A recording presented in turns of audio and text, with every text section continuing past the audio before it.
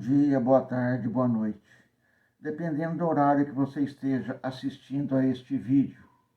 No prosseguimento à leitura da coleção Fonte Viva, vamos fazer hoje uma leitura do livro Vinha de Luz, que tem por título Corrigendas, e diz assim: Porque o Senhor corrige ao que ama e açoita a qualquer que recebe por filho.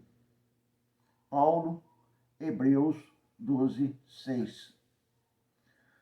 Quando os discípulos do Evangelho começam a entender o valor da corrigenda, eleva-se-lhes a mente a planos mais altos da vida. Naturalmente que o Pai ama a todos os filhos. No entanto, os que procuram compreendê-lo perceberão de mais perto o amor divino. Máxima identificação com o Senhor representa máxima capacidade sentimental. Chegada a essa posição, penetra o espírito em outras zonas de serviço e aprendizado. A princípio, dói-lhe as corrigendas, atormentam-no os açoites da experiência. Entretanto, se sabe vencer nas primeiras provas, entra no conhecimento das próprias necessidades e aceita a luta por alimento espiritual e o testemunho de serviço diário por indispensável expressão da melhoria de si mesmo. A vida está repleta de lições neste particular. O mineral dorme, a árvore sonha, o irracional atende ao impulso, o homem selvagem obedece ao instinto, a infância brinca, a juventude idealiza, o espírito consciente esforça-se e luta. O homem renovado e convertido a Jesus, porém, é o filho do céu, colocado entre as zonas inferiores e superiores do caminho evolutivo. Nele, o trabalho de iluminação e aperfeiçoamento é incessante. Deve, portanto, ser o primeiro a receber as corrigendas do Senhor e os açoites da retificação paterna. Se te encontras, pois, mais perto do Pai, aprende a compreender o amor da educação divina. Aí está, meus irmãos, mais uma bela página trazida pelo nosso irmão Francisco Cândido Xavier, através do ditado do nosso irmão Emmanuel. Esta feita, ele faz uma reflexão e nos traz aqui as palavras de Paulo aos Hebreus. A corrigenda. Quem de nós não precisa de corrigenda? Quem de nós não está no caminho errado, com vícios, com atitudes incorretas, achando-se que está certo? E quando o açoite bate, ele é dolorido, nós achamos ruim, porque que injustiça, eu não mereço isso. Mas, do ponto de vista espiritual, toda dor, todo sofrimento é aprendizado, é cura para nós. Não para o corpo, mas para o espírito. Assim, quando nós nos defrontamos com uma mensagem desse tipo, fica difícil não concordar de que Deus nos ama e, para tal, nos prepara para que possamos adentrar aos salões luminosos dos mundos mais felizes. Só que para isso é necessário que nós nos eduquemos, é necessário que nós busquemos a nossa transformação, que possamos nascer de novo de nós mesmos, ou seja, nascer do homem velho, o homem novo. A partir desse instante em que nós compreendemos as necessidades das corrigendas de Deus, nós compreendemos que precisamos mudar os nossos rumos, que nós precisamos nos modificar, nos transformar em criaturas melhores, em espíritos melhores. Então nós estaremos mais próximos de Deus. Em verdade, nós chegaremos lá. Contudo, se nós continuarmos nesse caminho da displicência, da preguiça, da desatenção, do cultivo aos prazeres da matéria, dos apegos, por certo, o nosso caminho ficará mais longo e, por certo, também o açoite se fará presente muitas e muitas vezes em nossas jornadas, na presente e nas futuras. Porque se nós não aprendermos, não poderemos avançar. Se nós não nos transformarmos, não poderemos evoluir. E essa situação atual nossa não é condizente com a condição de um espírito evoluído ou que esteja já próximo de um caminho, de um estágio mais evoluído. O nosso mundo está prestes a se tornar um mundo de regeneração, ou seja, também será promovido. E nós faremos por merecer estarmos aqui, nos transformando, nos preparando para essa nova etapa que há de vir? Com certeza não.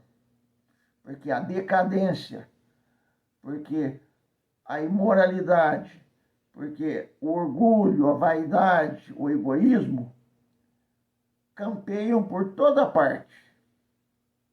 Todas as atividades do ser humano está repleta desses atributos negativos. Assim, quando nós queremos de fato nos transformar, nós devemos empreender uma luta solitária dentro de nós. Não adianta apontar o dedo e dizer, o outro também faz. Mas todo mundo faz assim. Isso não vale, porque, em verdade, nós somos individualidades. E eu sou responsável por minhas atitudes e não pelas atitudes dos outros. As atitudes dos outros, os outros respondem. As minhas atitudes, respondo eu. Assim, a decisão de mudar de vida, a decisão de empreender uma nova jornada de crescimento espiritual é minha. A partir do momento que eu me conscientizo dessa necessidade, eu começo a me transformar. Só que eu preciso me conscientizar. O caminho que nos leva a isso é dificultoso, são as chibatadas. As agruras que a vida apresenta são oportunidades que nós temos para vencer a nós mesmos. Quando nós temos o nosso orgulho ferido e nós ficamos magoados, deveríamos ficar contentes em vez de ficarmos bravos, porque em verdade é o orgulho que está ferido e não nós. A nossa vaidade, a beleza do corpo, a ostentação, são outros tantos fatores que nos levam à perdição, porque o culto à imagem é de fato um desserviço ao nosso crescimento espiritual. Agora, há quem jure de pé junto que é preciso ter um pouco de vaidade. Doce ilusão. A vaidade é o caminho que nos leva a ficar cada vez mais apegados a este solo. Se queremos nos elevar, se queremos criar as nossas asas angelicais, é preciso, é necessário que nós cresçamos espiritualmente. É necessário que nós possamos nos transformar, lutando contra os nossos defeitos, colocando no lugar deles as virtudes do amor, da compreensão, da tolerância, da humildade, para que assim possamos cada vez mais avançar nesse caminho. Não nos revoltemos contra os açoites da vida. Não nos revoltemos contra a dureza que aparentemente a lei de Deus nos impõe. Na realidade, nós precisamos compreender que quanto mais nós nos afastamos de Deus, mais difícil as coisas ficam. E quanto mais nós nos aproximamos de Deus, mais fácil as coisas se tornam. O apego que nós temos pelas coisas da matéria é um fator que contribui imensamente para a nossa condição de inferioridade espiritual. É comum, às vezes, as pessoas dizerem, eu não tenho apego. Mas, na primeira oportunidade, quando alguém lhe tira alguma coisa, ele já fica transtornado. Ora, por que está transtornado se não tinha apego? Dirão outros, é porque houve uma injustiça. Sei.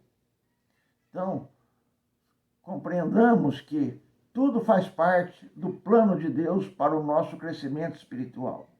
E se aceitamos esse plano de Deus, e se aceitamos a transformação, e mais do que isso, se trabalhamos a nossa transformação, nos modificando e renascemos de novo em nós mesmos, com as premissas mais evoluídas, nós, por certo, estaremos nos melhorando a cada dia, a cada instante. As oportunidades, elas estão aí todos os dias. Cada dia que nasce vem repleto de novas oportunidades de aprendizado e oportunidades de realizações de obras realmente nos elevam. Sim, meus irmãos, que possamos nos conscientizar disso e, como tal, que possamos vencer a nós mesmos com as corrigendas necessárias para cada um de nós. Lembremos sempre, não é apontando o dedo para o próximo que nós vamos resolver o nosso problema. Era isso que tínhamos para hoje. Que as bênçãos de Deus, nosso Pai, de Jesus, nosso Mestre, nos ilumine e nos fortaleçam para que possamos vencer a nossa luta contra nós mesmos.